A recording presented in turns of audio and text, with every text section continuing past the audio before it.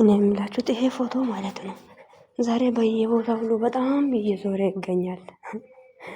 እንደ ይሄ ፎቶ ቀድሜ መጀመሪያ ማንም ሰው ሳያወጣ ወደ ዩቲዩብ ያመጣሁት እኔ እኮ ነኝ። የምሬን ነው። ቲክቶክ ላይ አይቼ ቲክቶክ እንደዚህ አቀናበራ ፎቶ ለቃ ነበረች እቺ ብሩክን በጣም ነው የምትወደውና አየሁትና ወደ ዩቲዩብ አመጣው። ምን አለች መሰላችሁ? አንዷ ኮሜንት ላይ ምን ማድረግ ይቻላል እንግዲህ ስጦታው ከላይ ነው አለች። ከላይ ይቅርና ከታችም አልሰጣሽም። አይገርምሽም? ከላይ ነው አይደል? በጣም ነው እኮ የምትገርሙኝ። የሰው ባል ላይ ማንጠልጠል ምናምን ማንጠልጠል ኧረ ይንጠለጥልሽ የሚያንጠለጥል ነገር እና ምንድነው እና አስተንጋይ ፎቶ ወጣው የሚለው እንደዚህ ሆኖ በጣም የሚገርም ነገር ነው። ምንድነው ምን ይሄ ቲክቶክ ላይ ነው። አንድ ሰሞን አይታችሁታል ምን አይነት አፕሊኬሽን እንደመጣ ቲክቶክ ላይ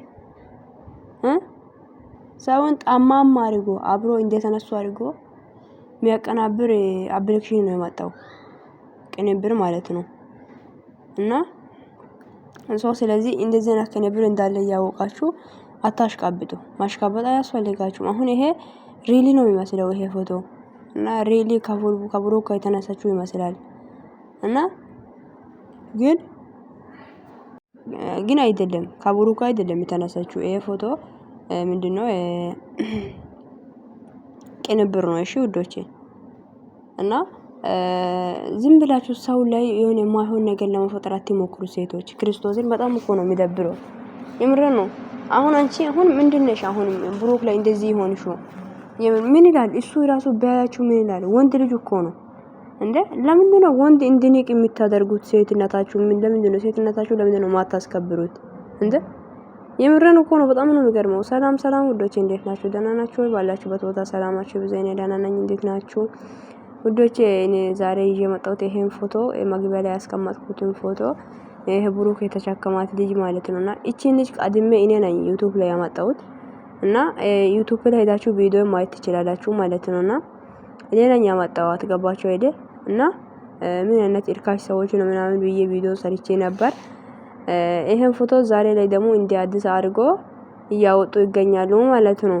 ይሄ ፎቶ አዲስ አይደለም ቆይቷል ትንሽና ከሁለት ወር እንደዚህ ማለት ከሁለት ወር በላይ ነው ይመስለኛልና እኔ ያገኘሁት ቲክቶክ ላይ ነበር። ቲክቶክ ላይ አቀናብራ ላቃለችና ልጅቷ መሲ ትባላለች እና ባይም ነው የምትጠራው ስሟ ግን ኤምኤች እንደዛ ማለት ኤምቢ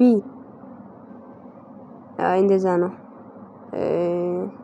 ብሩክና እሷን ፊደልና የብሩክ ፊደል ነው ያርጋ ማለት ቲክቶክ ላይ ያለው ማለት ነውና ይሄ ነገር ቅንብር ነው። ሴቶች ግን ራሳችን እንዲያዋረደን እናውቃለን። በጣም ወራዳ ሆነናል እኮ ዘንድሮ። የምርን እኮ ነው። በቃ ራሳችን ጥልናል። በቃ ገባችሁ አይደል?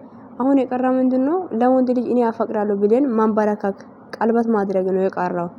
ይሄ ነው የቀረው። ገባችሁ አይደል? የምርን እኮ ነው እንዴ! በጣም እኮ ነው የምትገርሙኝ እንዴ!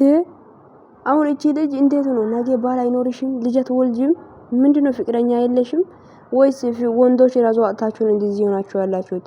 ማለት እንደዚህ የምትሆኑትማ በሰላም አይመስለኝም እኔ በሰላም ሰው እንደዚህ ይሆናል ብዬ አላስብም። ፍቅረኛ ያለች ሴት ብትሆኚ እንደዚህ አታደርግም። እንደዚህ ማታገኙትን ሰው እንዴት ነው የምትመኙት?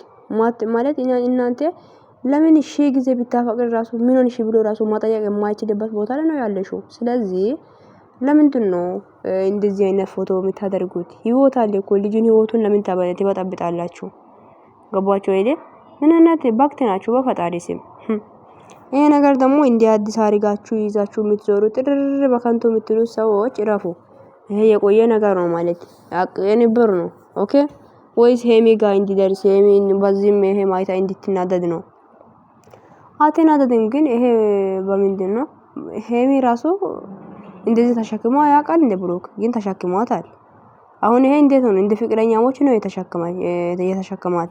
ቅንብር ነው እና የምር ነው። በቃ የሰውን ህይወትን ለማበላሻት ይሄ መንገድ መሄድ ይሄን አክል መንገድ ማጓዝ በጣም ነው የሚደብረው። ወፍ እግዚአብሔርን ሴቶች ውዶቼ እኔ እንደዛ ነው የምላችሁ። ብቻ ሴቶች ክብራችሁን ጠብቁ። የምር ነው። እኛ የራሳችን እርካሽ አድርገን ይኸውላችሁ ነገ የምንኖረው ህይወት አለ። ለምንድን ነው የራሳችን እርካሽ ሰው የምናደርገው? ለምንድን ነው ነገ ህይወት የሌለ ሰው ሆነን እንደዛ ነው የምትሰማችሁ ለእናንተ? ነገ ህይወት የለኝም ብለሽ ነው የምታስቢው? ነገ አልኖርም ዛሬ ኖር ያለው ማለት ነው። ላንቺ እንደዛ ነው ማለት ነው። እና ህይወት ካላችሁ እኔ ነገን ህይወትሽን ለማስተካከል ሞክሪ።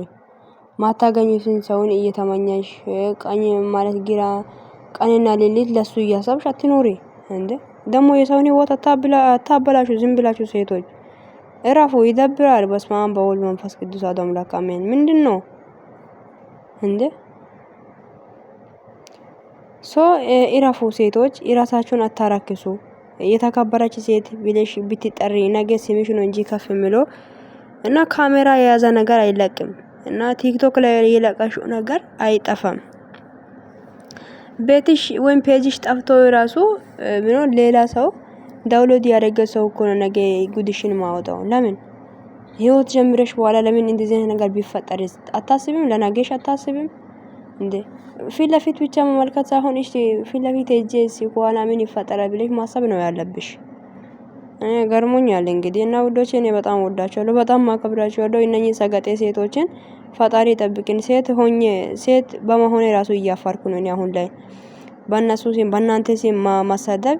አንድ ሴት ምክንያት ሁሉም ሴት ነው የምትሰደበው። አረ በስመ አብ ይከብዳል እግዚአብሔርን